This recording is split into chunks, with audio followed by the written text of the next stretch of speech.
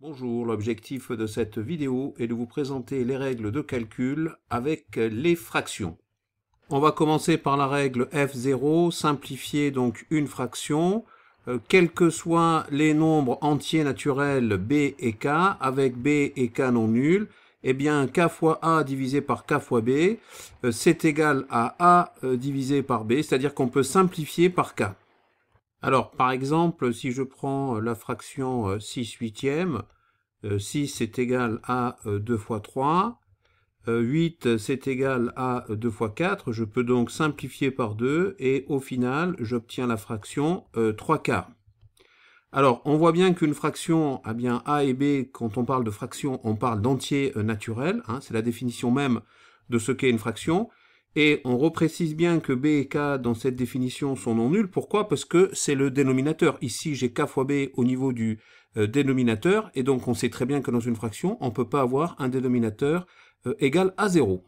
On voit bien ici que si je prends un gâteau et que je prends 3 parts sur 4, et que chaque part, par exemple, je vais la découper en 2, je vais me retrouver en fait avec 6 huitièmes. Ça représente la même chose, hein, puisque c'est ce que coloré ici. Ça représente les 3 quarts. On voit bien qu'on peut remplacer les 3 quarts par 6 huitièmes.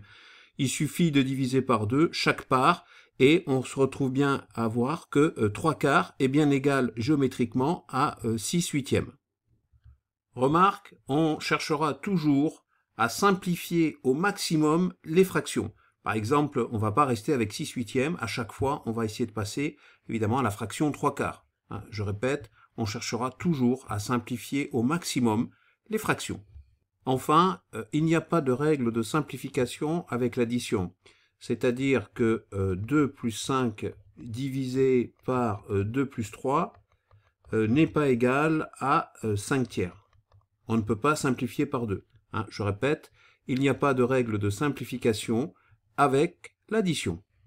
Donc on va voir maintenant la règle F1, additionner deux fractions, quels que soient les nombres entiers naturels A, B et C, avec C non nul. On a A divisé par C plus B divisé par C qui est égal à A plus B, le tout divisé par C.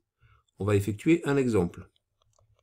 1 tiers plus 4 tiers, si j'applique la formule, je vais obtenir 1 plus 4, le tout divisé par 3, c'est-à-dire 5 tiers. 1 tiers plus 4 tiers égale 5 tiers. Alors je rappelle que ce sont bien des fractions, puisque A, B et C, ce sont des entiers naturels. On rappelle aussi que C est non nul parce que c'est le dénominateur. On ne peut pas diviser par un nombre nul. Alors, remarque, on ne peut additionner deux fractions que lorsqu'elles ont le même dénominateur.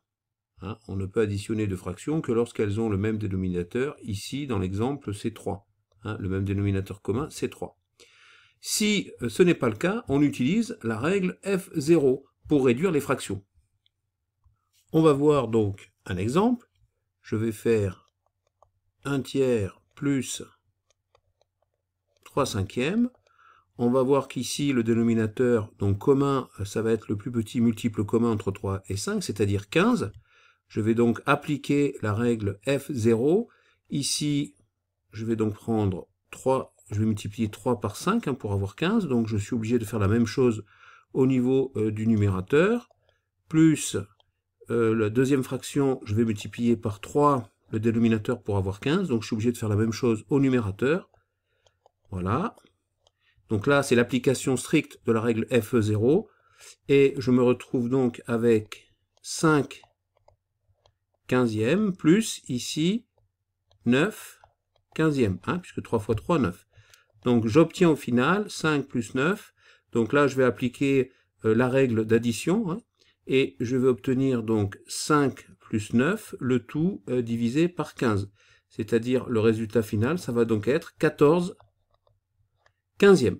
Donc voilà, si lorsqu'on additionne deux fractions, l'on n'a pas le même dénominateur, eh bien on applique la règle F0 pour arriver à un dénominateur commun. On va donc appliquer maintenant la règle F1' qui correspond à soustraire deux fractions. quels que soient les nombres entiers naturels a, b et c avec c non nul, on a a divisé par c moins b divisé par c qui est égal à a moins b le tout divisé par c. Alors, ce sont des entiers naturels. Pourquoi? Puisque je vous rappelle que par définition, dans une fraction, le numérateur et le dénominateur sont des entiers naturels. Pourquoi c doit être non nul? Parce qu'on ne peut pas avoir de dénominateur nul. On ne peut pas diviser par 0. On va faire maintenant un exemple pour mettre en pratique cette formule. 4 septièmes moins donc 3 demi. Alors on voit le premier écueil, je n'ai pas le même dénominateur. Donc pour avoir le même dénominateur, je vais dans un premier temps appliquer la règle F0. Alors le dénominateur commun à 7 et à 2, ça va être le plus petit commun multiple, c'est-à-dire 14. Donc je vais obtenir ici, donc 7 multiplié par 2, donc je suis obligé de faire la même chose au numérateur. 4 multiplié par 2, moins, donc ici je vais faire 2 multiplié par 7 pour avoir 14, donc je suis obligé de faire la même chose au numérateur. 3 multiplié par 7. Alors cela nous donne 8 quatorzièmes moins 21 quatorzièmes. Alors maintenant je vais appliquer la formule de la règle F1'. Donc j'obtiens ici 8 moins 21, le tout divisé par 14. Donc qu'est-ce que j'obtiens comme résultat final? Eh bien 8 moins 21 ça me donne moins 13 quatorzième. Voilà le résultat. Alors remarque, cette règle est très semblable à celle utilisée pour l'addition. On va voir maintenant la règle F2, c'est-à-dire multiplier deux fractions, quels que soient les nombres entiers naturels a, b, c et d, avec b et d qui sont non nuls, on a la formule suivante, a divisé par b multiplié par c divisé par d, qui est égal au produit des numérateurs, c'est-à-dire a fois c, divisé par le produit des dénominateurs, c'est-à-dire b fois d. Alors je rappelle encore une fois que comme on a affaire à une fraction, eh bien numérateur et dénominateur, par définition, sont des entiers naturels. Et de plus, comme b et d sont des dénominateurs, ils ne peuvent pas être égaux à 0. On ne peut pas diviser par 0. On va voir maintenant donc un exemple. Si j'effectue, pour mettre en pratique donc cette formule, si j'effectue 1 demi multiplié par 3 septièmes, on a ici l'analogie géométrique. 1 demi, ça correspond à la largeur du rectangle jaune.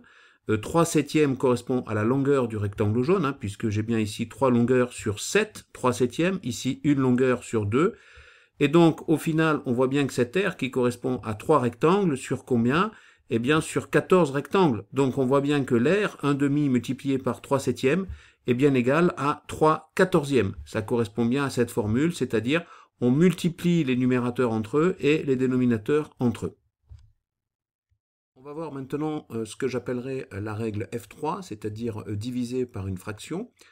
Quels que soient les nombres entiers naturels A, B et C et D, avec B, C et D qui sont non nuls, eh bien, si je prends une première fraction, A divisé par B, que je la divise par une deuxième fraction, c'est-à-dire C divisé par D, cela me donne donc au final A divisé par B multiplié par la fraction inverse, c'est-à-dire D divisé par C. Alors, voilà la formule que l'on obtient. Alors, on retrouve, toujours pareil, les mêmes conditions, puisque j'ai affaire à des fractions, il est normal que A, B, C et D soient des nombres entiers naturels. Il est normal aussi d'avoir B, C et D qui, chacun en fait, correspondent à des dénominateurs. Il est normal que ces nombres B, C et D soient non nuls. On va voir maintenant assez facilement comment on est arrivé à cette formule-là. En fait, c'est une application de la règle F0. Si je multiplie au niveau du dénominateur, si je multiplie par la fraction D divisé par C, donc si je multiplie par la fraction inverse, je vais obtenir le nombre 1 au niveau du dénominateur. Si je fais la même chose, je suis obligé de faire la même chose d'après la règle F0 au niveau du numérateur, je vais donc ici multiplier par D divisé par C, eh bien je me retrouve bien avec A divisé par B multiplié par D divisé par C, le tout divisé par 1, donc ça me donne bien, j'obtiens bien cette formule-là. Donc voilà comment l'on démontre assez facilement cette formule très importante. En fait, ce qu'il faut retenir, c'est que quand je divise par une fraction, eh bien je multiplie par la fraction inverse, au final. On va voir maintenant donc un exemple. Si j'effectue le calcul suivant, 1 demi divisé par 3 cinquièmes, donc j'applique la formule, je garde 1 demi, et je multiplie par la fraction inverse ici de 3 cinquièmes, c'est-à-dire 5 tiers.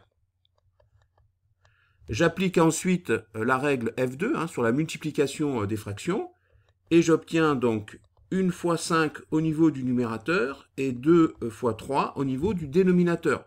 Donc le résultat que j'obtiens au final, c'est 5 sixièmes. Donc 1 demi divisé par 3 cinquièmes, cela me donne 5 sixièmes. Eh bien voilà, c'est la fin de cette vidéo. J'espère qu'elle vous a plu et je vous dis à bientôt sur la chaîne YouTube Skol Mathématiques.